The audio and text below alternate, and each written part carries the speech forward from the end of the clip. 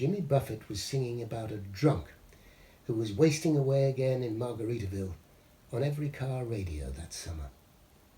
I heard it first in Bill's mum's Chevy convertible and took to it at once.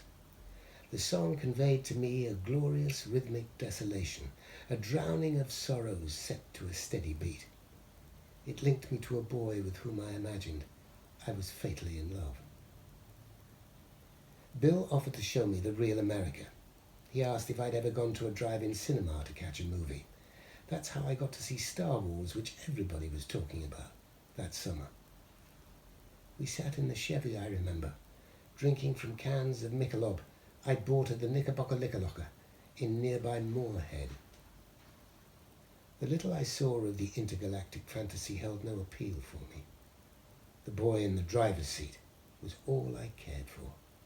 Oh, and the characters had such ridiculous names, none sillier than Obi-Wan Kenobi, an owlish sage in a hooded robe who spoke sepulchrally. But I warmed to the Princess Leia.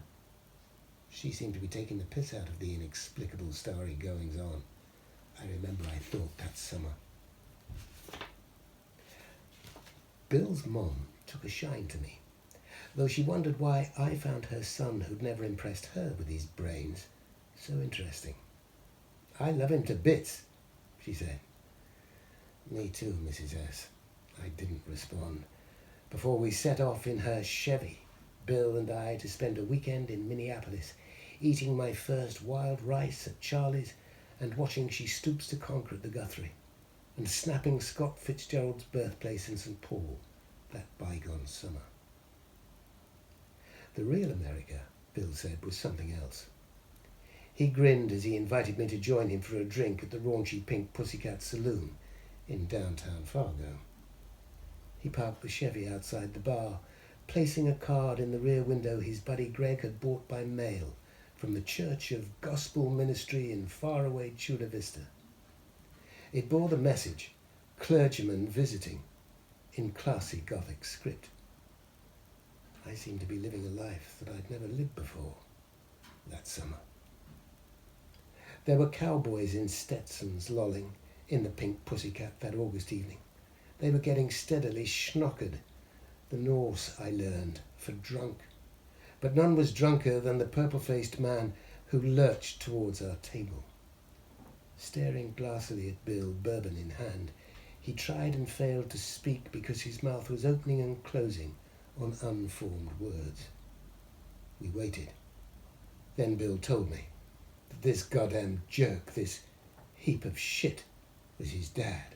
Would I believe it? A doomed romance has its attractions, brevity being one of them. Bill met an older woman with 2 small kids who needed a father, and he quietly ditched me. He wrote much later to say that this was the last I would hear from him.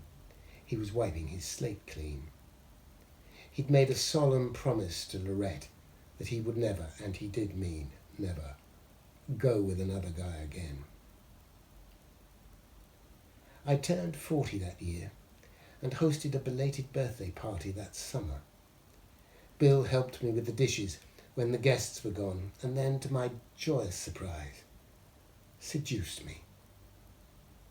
Now, I sometimes hear Jimmy Buffett's drunk, vainly searching for his lost shaker of salt, and I know for sure that the radiant Leia is still taking the piss, and that pompous old sod Obi-Wan Kenobi is still intoning.